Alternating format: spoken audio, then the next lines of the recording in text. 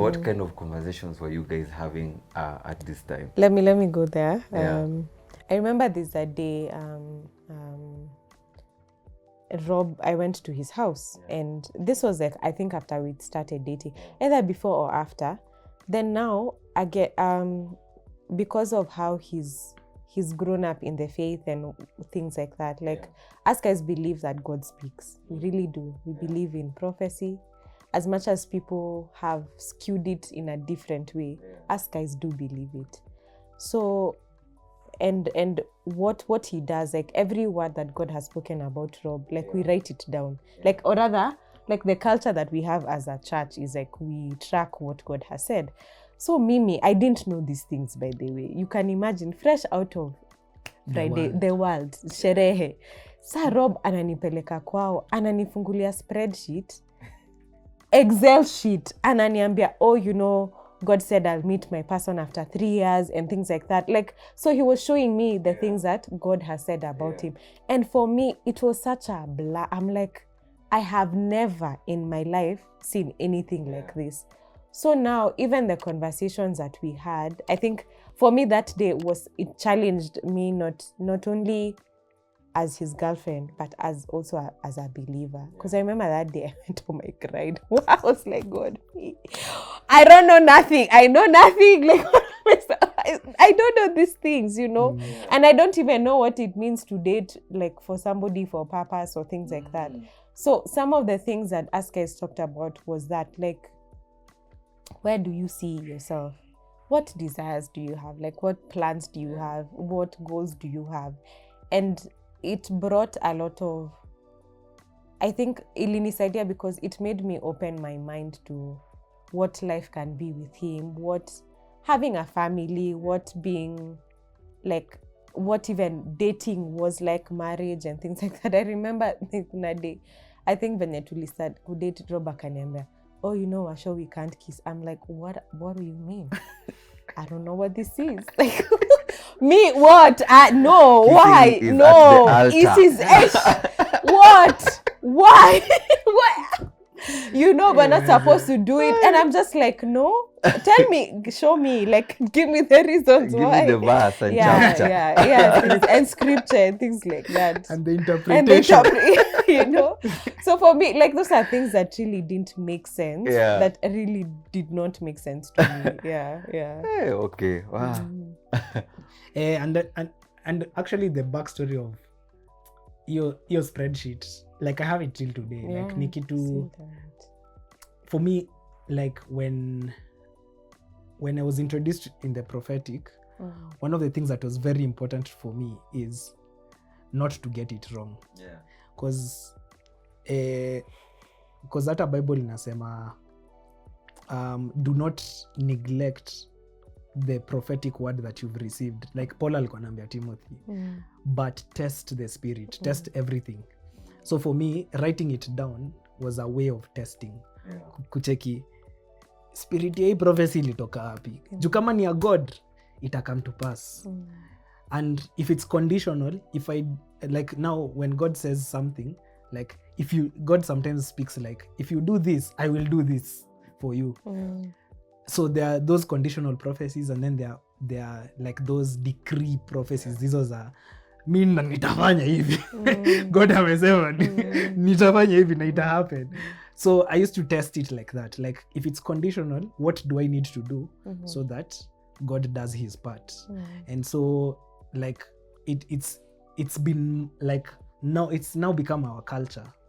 Like that's how we live our lives. When we are doing Bible study, when we are praying, when we are like just seeking God, either together or as individuals, we are always looking for what is God saying, and whatever he said, what is our role to play in that, so that we are always in step with the things that he said. Tusikwe misdirected, because that's the whole point of being in God. As in, life yangu ili change so that, like, I gave my life to God so that he can direct my path. So that's what we are always looking for. So nilimu introduced to that because for me it was so important for her to understand, like, this is how me I'm living my life. Like I was even showing her, even you being in my life, God alikuwa amesema. And that's why I was so sure that it's you. And when you told me no, I was so confused because I was like, kasi Washo ni nani? Because I was so sure it was Washo based on what God had said and also based on like my own relationship with her. So nilikuwa naona, it makes sense. It makes sense why Washo said no. It doesn't make sense. You know, so even when she came back into my life, like now after all that 8 months, I was like, this is actually the reason why you had to be in my life, like because nikitu God alikuwa amesema, but we just were not ready for each other at that time. And so that's why you told me no, and it made sense because even me, I needed to go through my own journey. So we started talking about stuff like that, like vitu biblical, vitu like in terms of marriage, like because me I told her me nataka kudate na I really want to get married. So it's not hata ati no kissing. If you want to get to kissing, let's get married. Tufunge tu akaka kitu so that we get there, because one of the things like kissing ilikuwa for us was it's a prelude to sex. Like manze, when you start kissing kanaisha yani uko like manze atoziachia hapo yani. It's just, you know. Because actually, to be vulnerable and honest, we actually did kiss before getting married. But it made things even harder for us. Because sasa uko zile za wow. Yani now I have to fight the urge. You know, before I didn't know how it felt, but now I know how it feels. So I'm fighting that urge, you know. So it was so for me, like me ondo kitu pia, like I would say is very important for couples that are dating. It's not to rush into marriage at just because of the physical attraction and stuff, but also protect. For me, I got the revelation about it. I was like, I'm not abstaining from sex, or I am actually protecting her purity. So that's how I started looking at it. It's not that I'm abstaining, because abstaining ni hata wase wa dunia wana abstain, wanajonga ku abstain, like ni ile kukangumu. But when you think about it as protecting is very different. It gives you responsibility. It makes you think of yourself differently. You look at yourself as a leader. You look at yourself as a person who is already being an example of what it means to be a man. You know, because men in society are the ones who are supposed to protect the women, the children. So it gave me a different perspective. So nilikuwa like, manze, we have to protect this purity. So zile vitu zenye tumefanya like in the past, izo God asha forgive. But what we have is right now. What responsibility are we taking right now? Because hiyo ndio inaonyesha that we've truly decided to walk in his path. Because unaweza sema hey, God aliniforgive, alafu leo narudia tu. Alafu hey, God ameniforgive. So ni ile story ya si grace ina abound, and it's true, grace abounds, but you will end up on the wrong side of grace. That's the problem. Being on the right side of grace ni ile when you're now when grace actually teaches you to say no to ungodliness. Una recognize hii kitu yenye tuko na do si poa. Now let's do it this way. And so we were talking about stuff like that, purity. We were talking about like vitu kama business, like what do you want to do, what do you want to achieve. At the time Washo alikuwa anataka kudu photography, and then she switched to being a clinician, and then she switched back into being a counselor. So like it's just been seasons of self-discovery for her, even for myself, imekuwa much of that. Like your time mi nilikuwa do music, nilikuwa tu usanii, and then just getting married and realizing manze kama saisi make do na hii usanii, it's gonna be tricky, you know. So that's when now design became more serious. Nika register business and all that, and we just kept supporting each other in all those things. Like even one of the clients I have now, one of my biggest clients is through beste yake. Ule mwenye one of the friends who didn't like me alikuwa anasema umse ni mpoa sana, hapana. It's too good. It's too good. You're too nice. Who's nice? And now we've become really good friends. Hata muongea na mshi more than Washo talks to her, you know.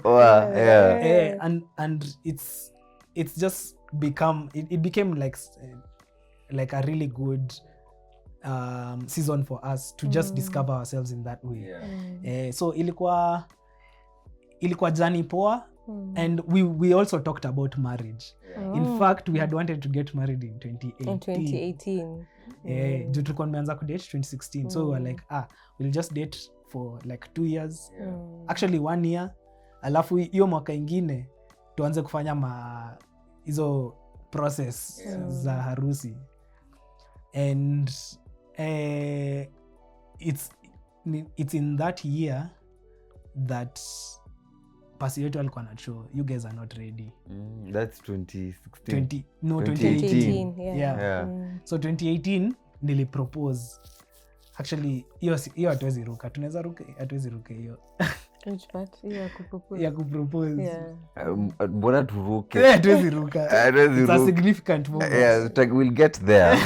Before we get there, I just want, maybe there's someone out there, so maybe they're newly into the faith, and probably newly dating. Amezoea hii dating ya hii side ingine, and now they're trying to do it right. What advice would you guys give to such a person? How would you advise them to go about it? I think the one thing I would say, look for accountability. It's not easy, like, you know, even just because like you're believers and all that, like as in you have hormones, they're raging, and you know the funny thing is, like before you date, your hormones are raging, and then after you get married, you're like, this is, you know, it's just, you know, and like I think one of the things, what happened? Hizo mamoto. It's so kuna moto, but I think for me the one thing is, it's so weird. Look for accountability. Look for accountability. That's true. It's such a, you know, people don't like, you know, this whole thing, I don't like people in my space, I don't like being told what to do. But you know, when you think about it in your life, there's no aspect in your life where there's accountability doesn't check in. You are raised by parents, you went to school, there was a teacher, there was just somebody above you, you know, like your life you can't do life without accountability. I think for us, that accountability really, really helps. And it's funny, you know, kuna day tulikuwa tumeenda coast na Rob, and then when we were dating, so and it's twice been with your family, sindio? So now like we had to share a room together. It was just because my sister didn't book two different rooms. So Rob alala kwa floor. No, we slept on the same bed. Because you know, like that time, all my other siblings were married. Yeah. So my sister was like, see, you guys are engaged. What is it? To my sister, it wasn't a big deal. Yeah. And she was the one doing the bookings. Yeah. So, as in, and it's happened twice, you know. Yeah. So me in my head, I'm like, guy, Aki, you know what? This is how we'll do. I'll put pillows in between us. But me in the back of my mind, I'm like, guy, if I do anything, our Pasi will call us. And things like that. So you see, because of that fear of accountability, you don't want to do anything that can mess up with you. And you know, for us, like, or rather, sex is not just physical. It's spiritual, it's emotional, it's psychological. It's not just one aspect. So if we decided to have sex before marriage, yes, God would forgive us and all that. But there's like a deeper work that would have need to be done, so that we can not that you're not, but there's a deeper work to it that would have been done. So for me, like, my advice is accountability. That's what you need. You really need accountability. Hakuna kitu ingine. Yeah. Because to add on to what you've just said, it's really good. I think accountability, what it does is you're vulnerable with, you allow yourself to be vulnerable with people that you trust. And so say job yao ni kuku protect. Because they're, do you know, the mind is so complex. Like, even we don't understand ourselves. Because sometimes, like, you may think you understand yourself until maybe a loved one dies. And then you do something that you didn't even know was inside you. Or somebody lies to you. Or you lose your job. Yani, when something drastic happens, that's when you truly know who you are. Ama, you get married. That's when you know who you are. Yeah, that's when you know who you are. How kona jua, yani, you could talk in a certain way, or you could, you thought you were a nice guy. Lakini, now when the rubber meets the road, that's when you're like, so this is who I really am.